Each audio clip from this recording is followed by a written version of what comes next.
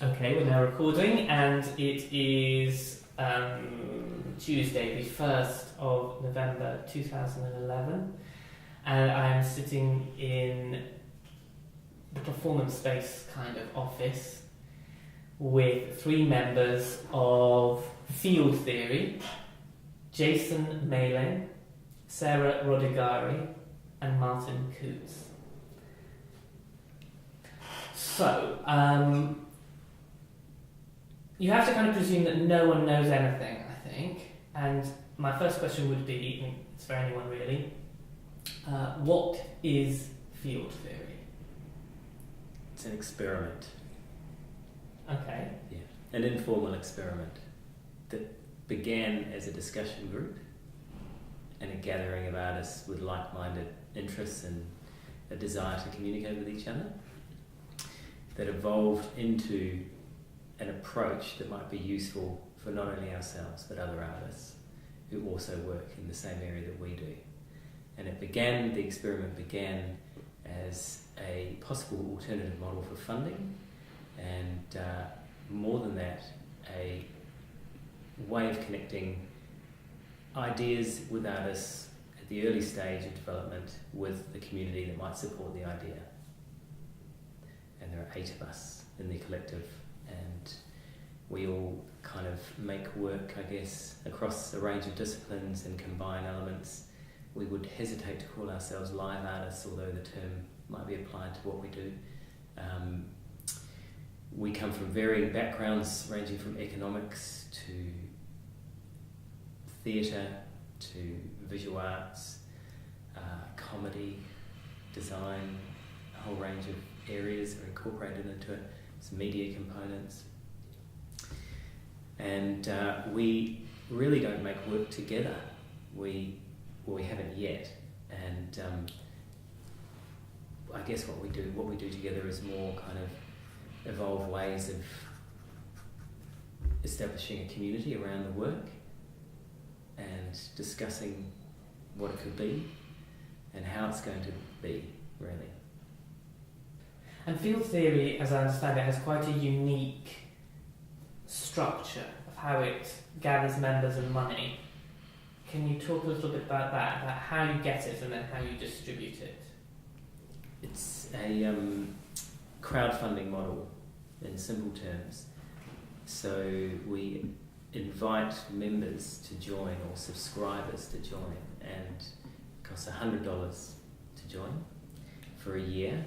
We support 4 projects at any stage of their development, and the small amount of money raised through subscriptions goes directly to those artists to be used however they choose. The only obligation they have is to create an addition or a gesture or a gift or an event, however they choose to do it, that is specifically for the subscribers within the community, which is limited to 222.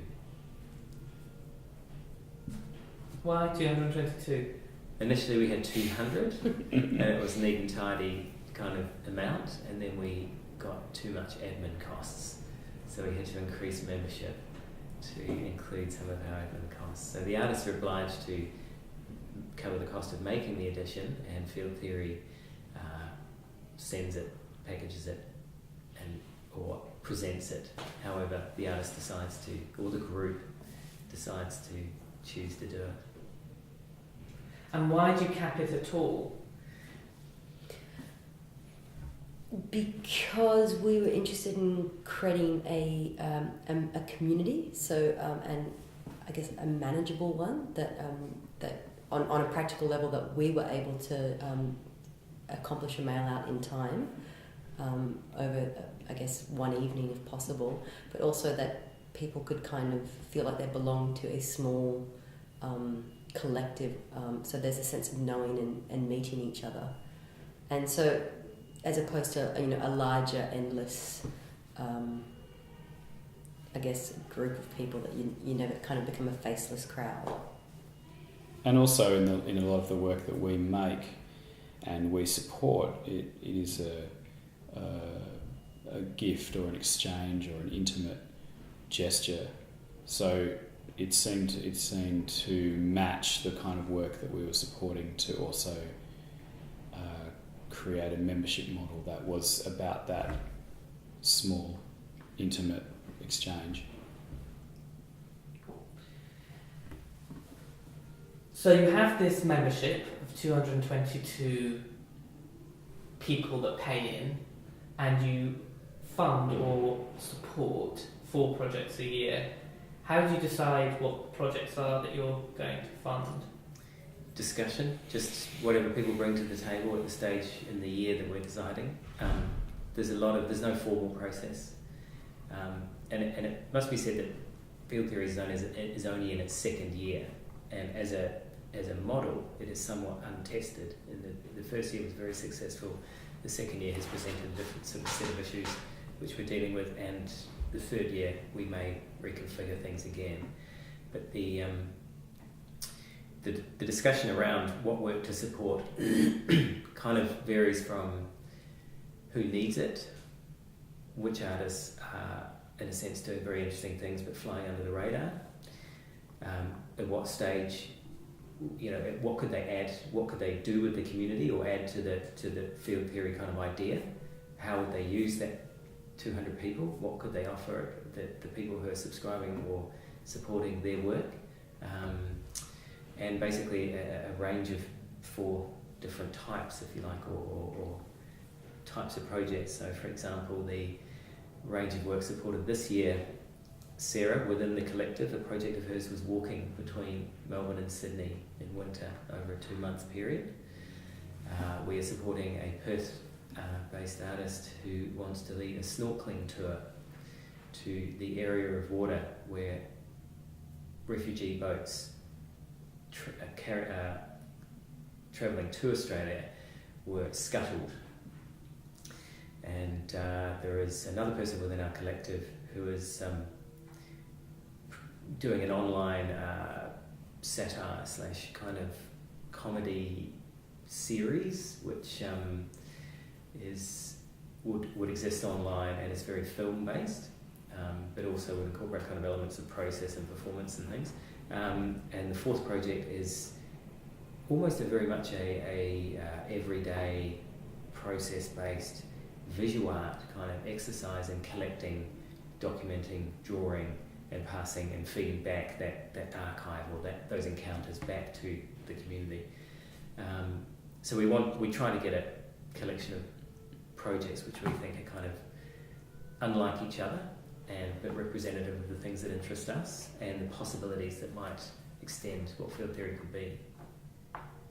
And am I right in understanding that so far anyway in your 2nd year, 2 of the projects each year have been supporting internal, one of the core 8, and 2 projects have been external? Yeah, yeah.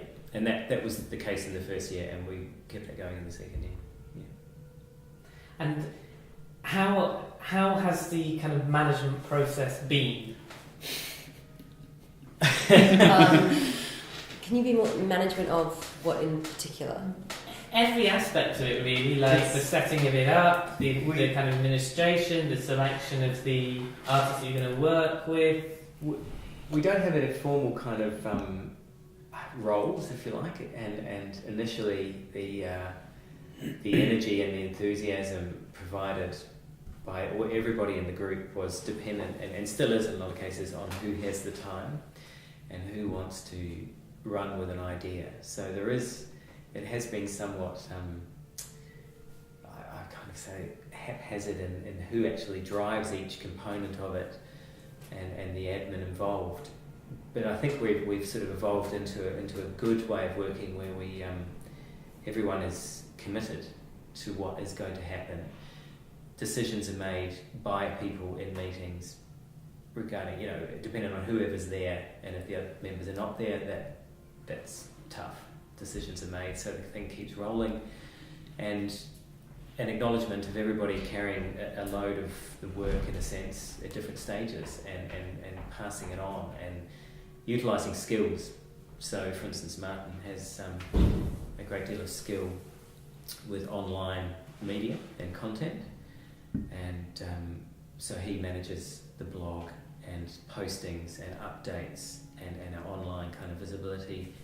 At different stages we have individually managed mail-outs and liaise with the artists on their projects. Sarah was involved with an artist last year and managed that relationship and what she was negotiating with the members and how the gift happened. And we at the early stage we weren't clear about whether the model would work, so the energy put in was a little bit tentative. And once we saw that the desire was there within the community and the support was there, things picked up their own momentum, and it kind of naturally sort of flowed out from there, really. But we are all incredibly, we're really busy people, we're busy artists, and we have our own practice and our own lives. And I think one of the things that has really, or two things that have really helped, is we have committed ourselves to a weekly meeting, which is incredibly difficult for any of us to get to, but we have committed to it, and it does happen every Wednesday night. That's one thing. And the second thing is what Jason just said about whoever is in the room makes the decisions, and whoever isn't in the room trusts the people in the room to make those decisions and move forward. And if that didn't happen, then I don't think anything would get done, because from week to week things happen and we need to move forward. So that model and that level of trust is essential for field theory to move forward, because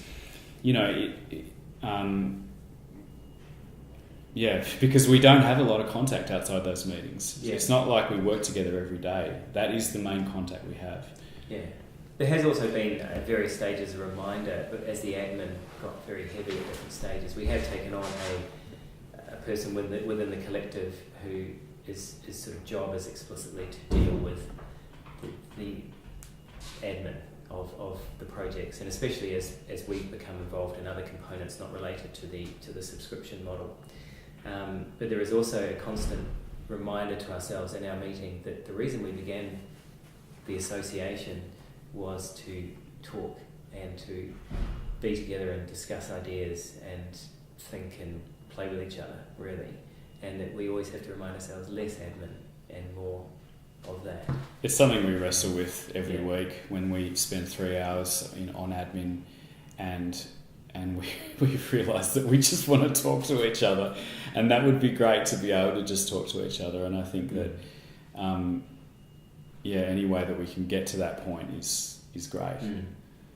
But there's also if somebody is driving a component of a project, there's also a good deal of sort of letting them get on with it and not kind of trying to derail that process or interfere with that process. And that trust element is very important, and we've evolved that as we've got to know each other and how each other works. And we're very lucky that within the collective everybody has a very collaborative skills and are used to working in those situations with other people.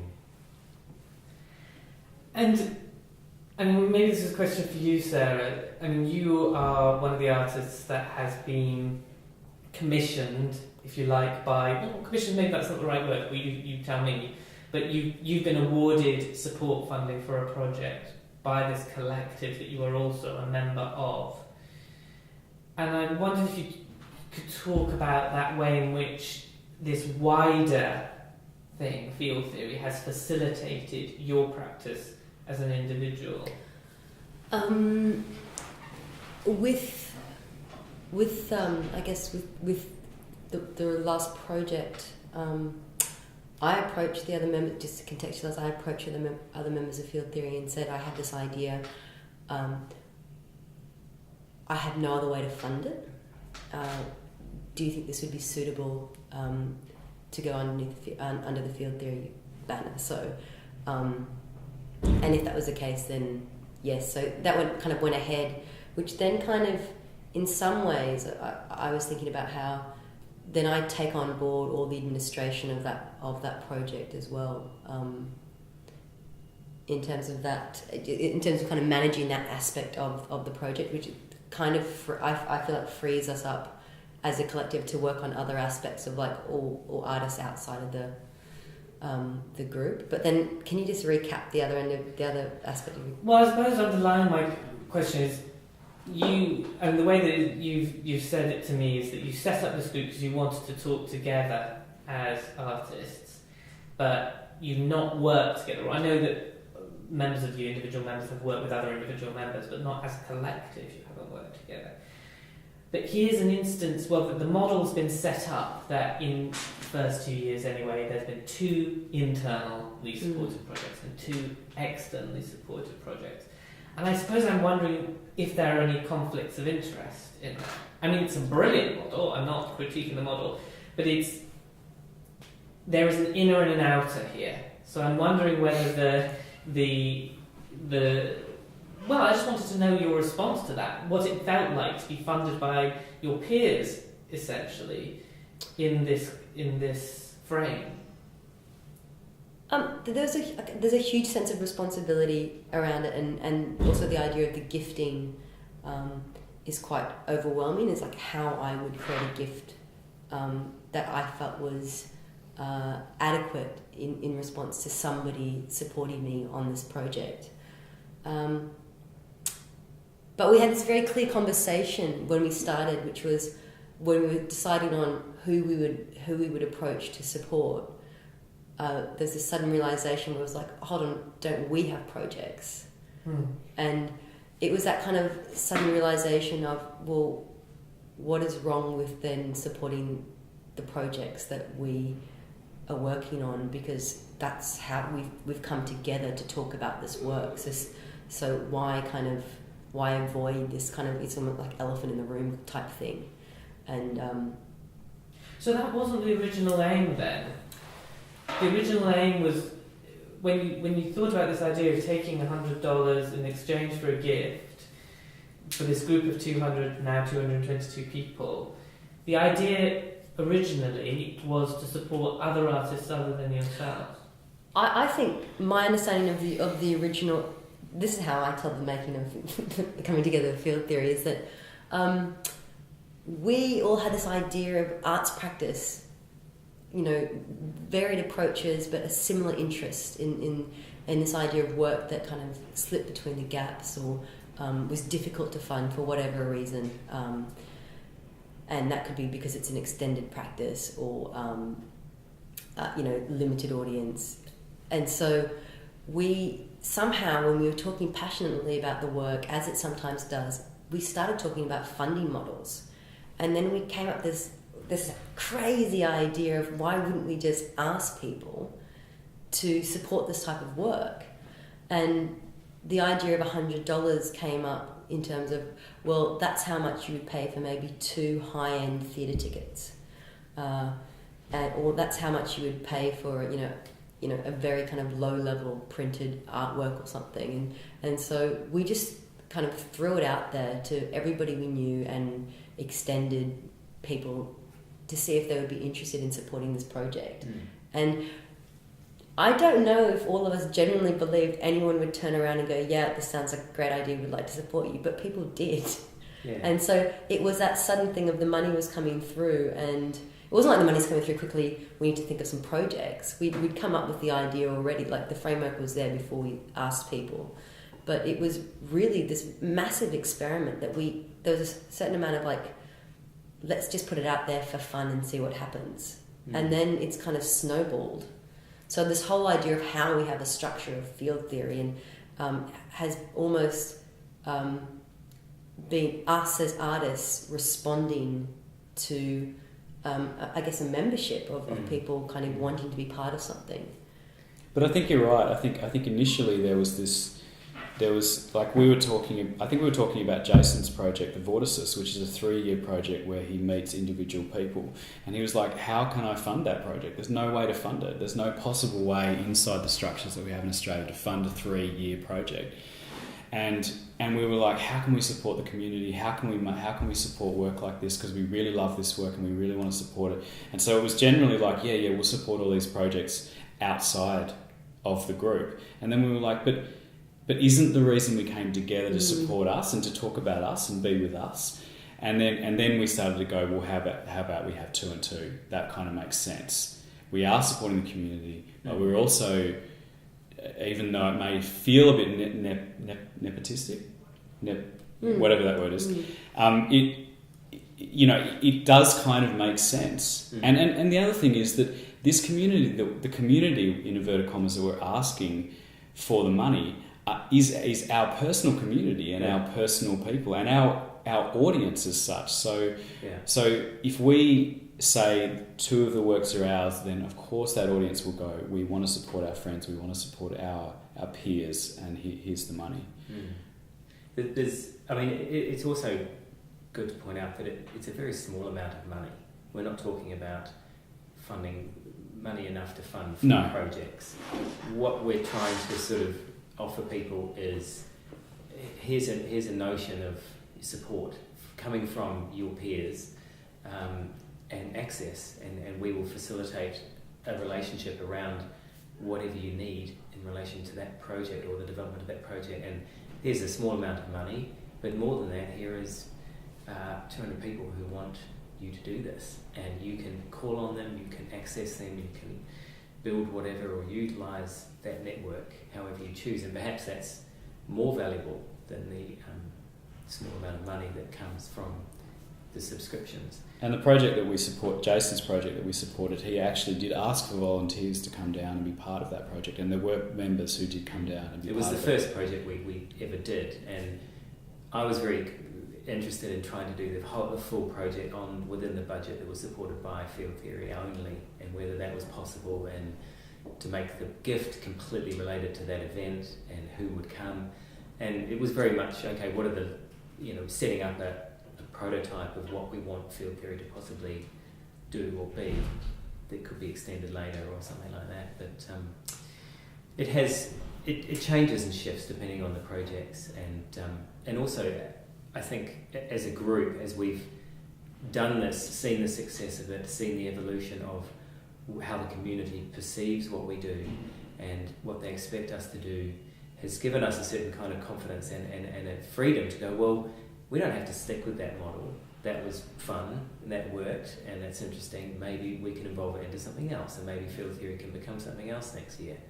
And take what we learned from that and just change. And I don't think we're tying ourselves to this kind of idea, and as we develop the relationships and the skills in the group, we can see more possibilities.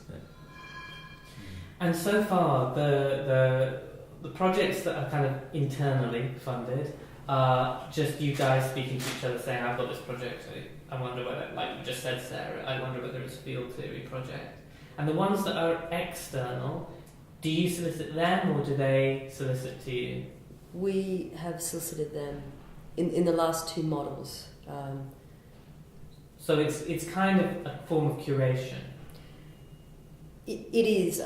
I kind of hesitate with that because it is, and for me, it's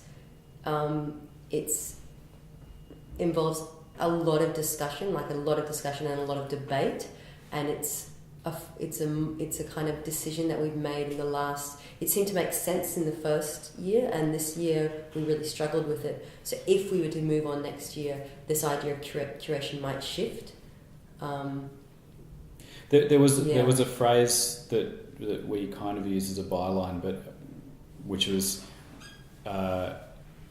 work that couldn't otherwise happen. And whether we abided by that or not, it was something that we were interested in, I think, because that kind of summed up.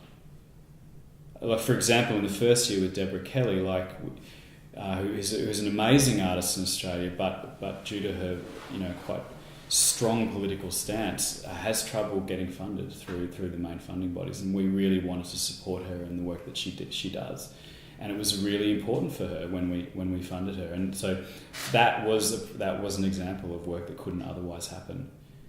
Yeah.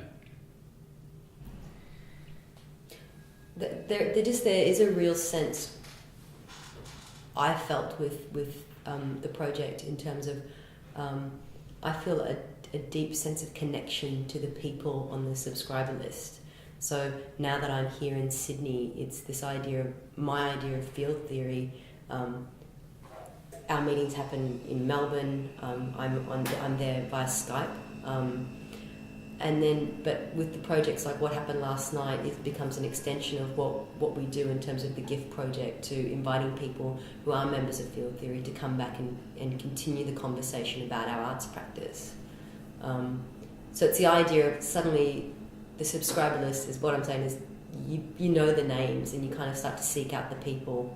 And it's a small enough number to actually be able to scan the list and say, yep. To clock a lot of those names and actually have some degree of a relationship over a year with them, even if it's just a couple of conversations. And before we move on, just sticking with these practical things for a second, is that core 8 of you, because there are 5 of you that aren't here today, is that core 8 immovable? Or have you not thought about that? I mean, has anyone asked to be part of the core membership? Or...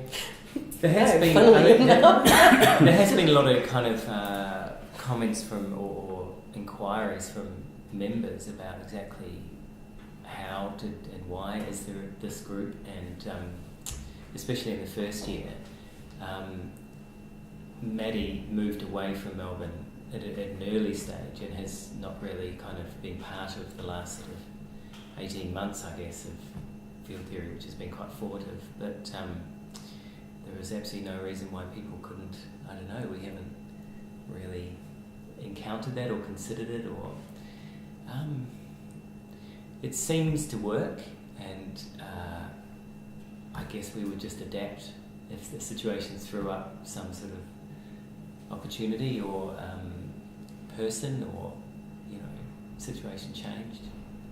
But there's no, it doesn't, like, things feel easy or something. There's not a stress about who's in and who's out and a door, a gate or something. Yeah. It's like it's like someone's gone overseas for 4 months, that's fine, and we just keep moving on, and then they come back and it just keeps rolling. It doesn't seem like there is. No one's formally left. No one's formally left. And I think there's this idea of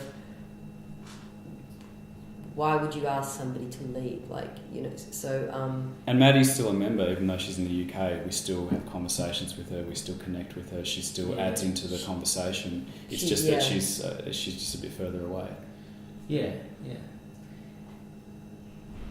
And final question, just practical question, is when you split the money, do you split it equally between the projects? Yes. Yeah. But can we just say it's very, also the idea is that the money's split equally between the projects, but that's only ever dependent on how many people subscribe. And that's a problem with the model, I think, is that it's not enough money to significantly impact on a project. So you don't fully subscribe then? You didn't get 200 in the first year? We did get 200 in the first year. We haven't got 200 in this year. But you've only just opened? No. Oh, right. Which is surprising for us, but I think it has a kind of a combination of things based on the feedback that we've received. Is crowdfunding in Australia is, I think we were lucky in the sense that we were perhaps 6 months ahead of the first corporate wave of crowdfunding models that suddenly came online in early parts of this year, and there didn't seem to be anything like field theory in Australia when we began it. The language of that kind of exchange is now really used by institutions and commercial crowdfunding sites, and I think there was also a big perception that field theory everybody was already on board. And so the second year rolled around and it was like, oh, aren't you guys full? And it wasn't the case. And we found that, now we're in a sort of different position. And it's a curious one to be in, where the artists, we have sort of committed to supporting artists, but there isn't the full amount. So if you subscribe the first year, you don't have to resubscribe the second year? You do have to. Oh, you do, it's just people haven't. And do you use those commercial models? Do you use to get your money, or is it just through your personal? We haven't. Yeah, I haven't. No, I mean, I don't mean for individual practice, I mean just No. field theory. No, So very low key. We're not registered as a not-for-profit, so it's not a charitable donation, which some people find problematic in terms of gifting $100, which is something that we have considered. But there's a whole lot of, I guess, paperwork and administration that goes along with that. So there's this idea of almost assumed success in field theory in the second year. I think there's a bit of friend fatigue creeping into the And arts friend sector fatigue. within Australia as well, where it's not that big a community, especially when it comes down to this type of work and this model of sort of drawing on support from your immediate peers. After you've received 2 or 3 or 4 requests from different sources, you start to kind of go, right, I've done my bit. But I mean, the point I wanted to make earlier about part of the reason why I think field theory that we didn't mention works is that everyone within the collective, which makes the collective unique, I think, is very interested and engaged in supporting not just their own practice and is looking outward. And I think that's a strength that we often kind of don't acknowledge, is that we all have a sense of responsibility to feeding back support to other people within the area that we work in. And so there's not an emphasis on my work, my opportunities, which is present. I would agree with that. Yeah. It's opening out to community, I think, which is great. So I want to move on to ask you about the initiative that you're working on right now with performance-based, the Cultural Leadership Initiative, and maybe you could talk a bit about how that came about and what it is. Do you want to So following on from our establishment of field theory, we had a few conversations with Daniel Bryan from Performance Space, and he was interested in how we were opening up this dialogue around, I guess, experimental performance practices, say in Australia, and then he, I guess, asked us if we'd be interested in a cultural leadership initiative, or applying for a cultural leadership initiative through Performance Space to Australia Council for the Arts. So we said yes, and here we are. And then I guess this idea of how we've interpreted what our cultural leadership role is, which I might hand over to you, Martyn. Well, and this cultural leadership initiative is a new initiative from the Australia Council, and I think that just looking at some of the other ones that have been taken up, say by we got ours through the theatre board, which is interesting considering the kind of practices we like and support ourselves. The other theatre board cultural leadership initiatives were received by directors, and those directors would go overseas and they would work with internationally renowned directors in other countries, and so the learning in terms of what they were doing is really, really pointed and clear. Like they're going away to learn how to be a director in a massive international company, so then they can come back to Australia and run a big company in Australia. So it's very, very clear what that leadership is. Now, for us in live art and in in the practices that surround that term in this country, I think there are no live art companies. There are a couple of festivals that support this sort of work. There are no live art. There are very few even live art collectives or people that kind of come together and work in this kind of area. In artist-run initiatives, there is some acknowledgement and support of live art, but it's kind of, in terms of what being a leader in this particular field means, it doesn't have a precedent. It's unknown, and so in a way we are building the path of what that is.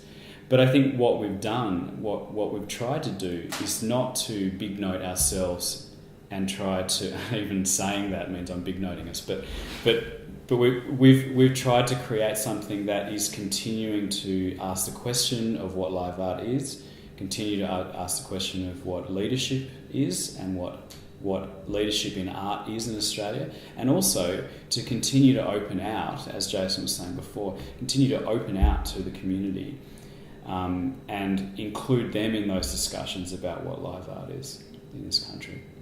So what have you been practically doing? There's a series, we split the kind of process into two areas really.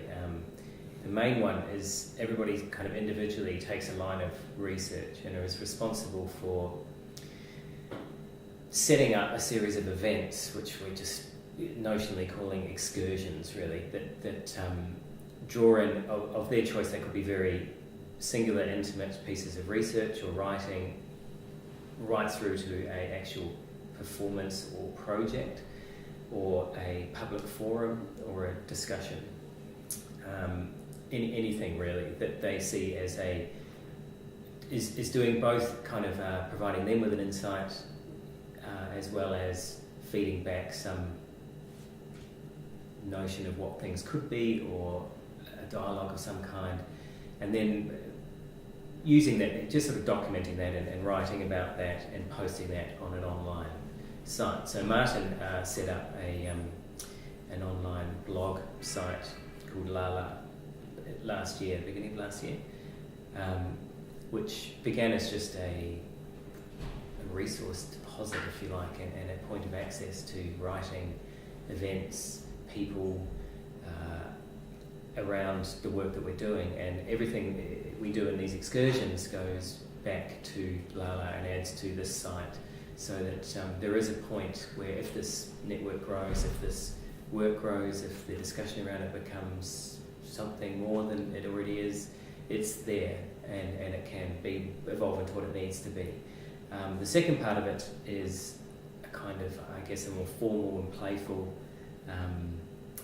advocation role, maybe, or which we're doing up here in Sydney. And the reason, I mean, it's funny that most of us are Melbourne-based, but we're in Sydney doing this process, and that has more to do perhaps with performance space.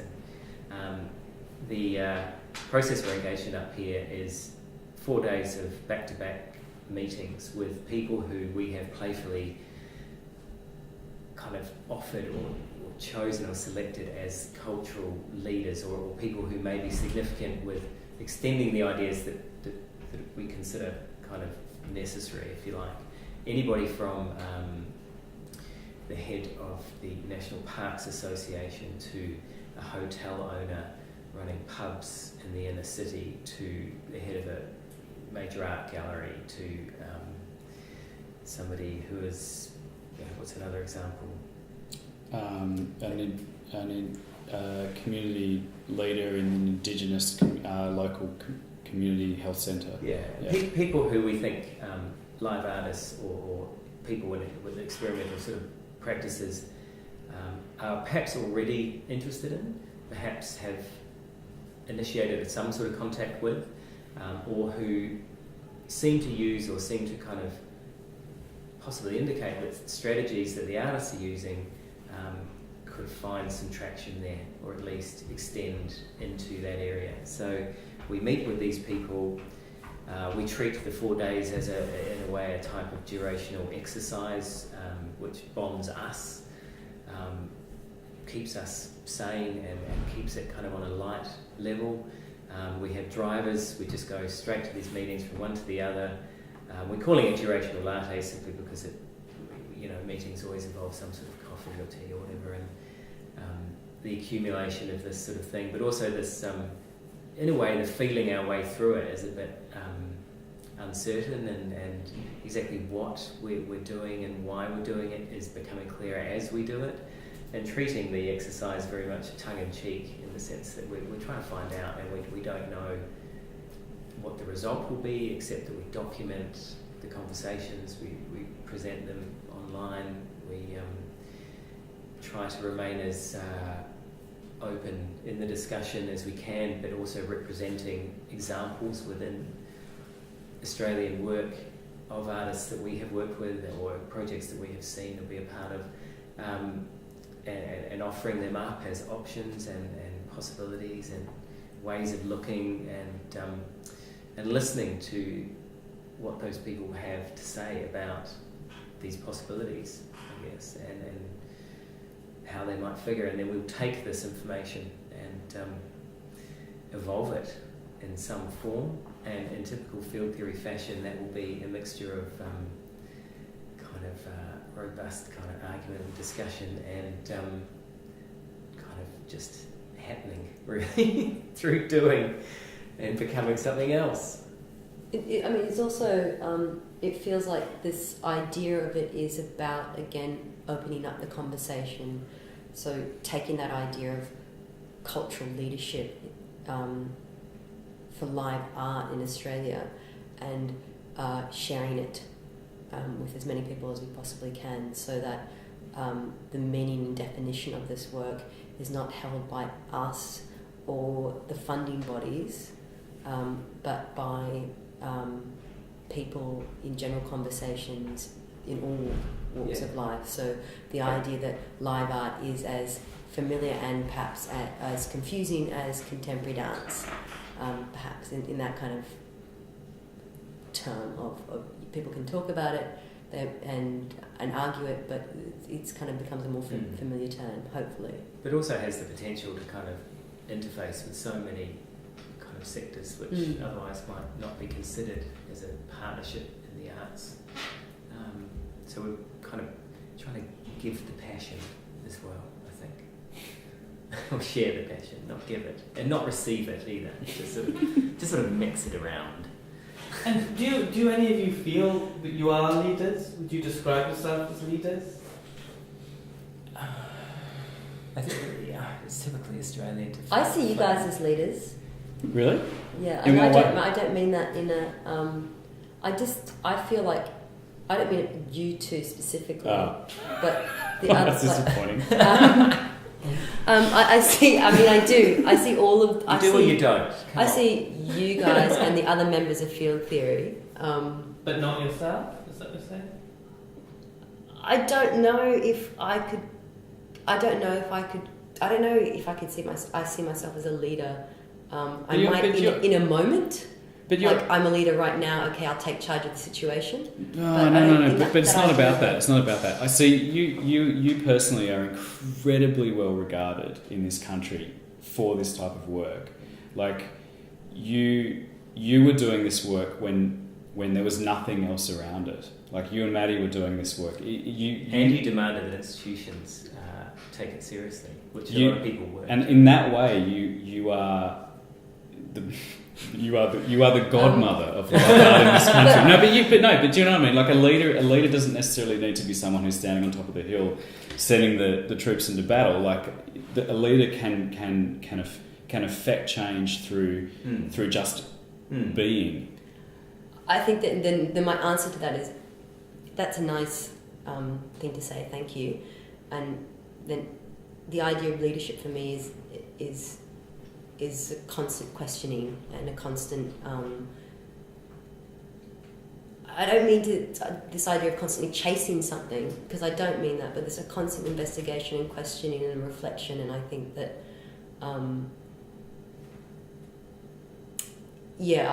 if that's what leadership is, I'm not sure if that's what leadership is. So I'm interested in that, but I'm not sure if that's what leadership is. I wonder if I don't want to lead you, but it seems to me that I don't want to push things, but in my encounter with you guys in the last couple of days, you've been a little bit apologetic about talking, for example, about this leadership initiative that you're doing. You've described it as being tongue-in-cheek. You've just done that now, in fact, Jason. And it's like you're a little bit uncomfortable about talking about the rules of having the coffees and stuff, as if it's. And I wonder if there isn't not just with you, but with all artists, a certain disavowal of the language of leadership because it's seen to be the language of corporate business, which seems somehow the antithesis of what we might consider ourselves to be. Yeah, I'd agree with that. But I think there's also an inherent insecurity about and an uncertainty about the role of an artist in doing work of this kind. I mean, it's easy to present or in a way there's a certain belligerence about one's own practice, which most artists, I guess if you probe them, definitely have. But if you extend that into kind of going, okay, I'm going to represent this area or whatever, I think I personally find that a strange kind of notion. Even having said that, I would argue at great length that it is necessary to do that. But yeah, we have a certain tentative quality about our approach, and maybe we will lose that, I don't know. I think I just want to answer 2 points here. There's something about our approach which is very much this idea of opening it up, and this is again this kind of self-deprecation of perhaps feel there are power to the people. So we also don't talk about our work as artists in this cultural leadership. We talk about other people's work, and the idea of why wouldn't we not just ask for $100 to fund all our projects? There's 8 of us, as opposed to sharing it. I think we are interested in this wider dialogue, and the idea of so that's one answer to one question, and then the idea of leadership being a kind of business model. There's something that is empowering with leadership, but there's also something about stagnation with this idea of leadership. And and whilst I like this idea of, and it's very flattering to be considered a leader, I also, it's the idea of what happens next, and being open and reading and learning more and finding out more. And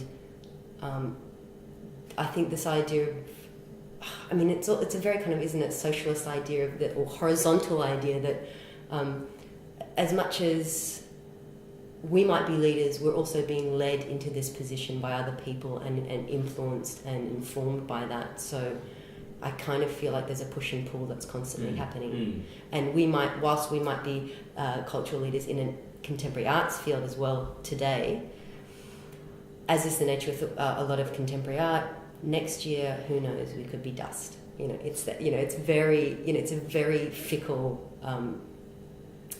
I guess, industry, and it is a business, and I kind of think that idea of constantly being on the top, is kind of quite a stagnant idea if leadership is about being on the top.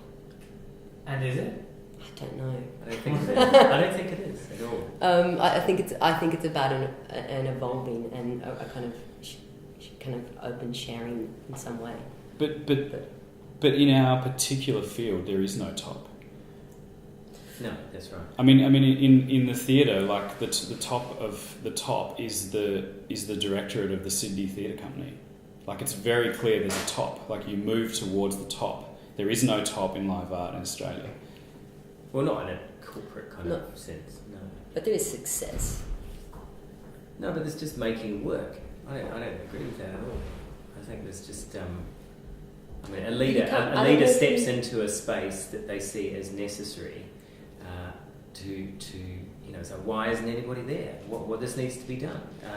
I don't think there's anything to do with a top or a desire for a top or a recognition. I think that seems pretty obvious that that's not there, and perhaps it ought to be. I can see that on a level in terms of on a pragmatic level, but when we're talking about cultural leadership in the arts, there's a whole idea of success and value placed on that by a bureaucratic organisation.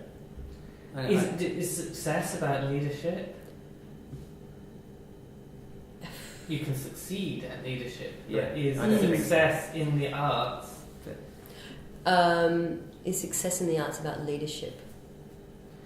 I mean, you could be the director of the Sydney Theatre Company and be a rubbish leader or not lead at all. Isn't that just a position?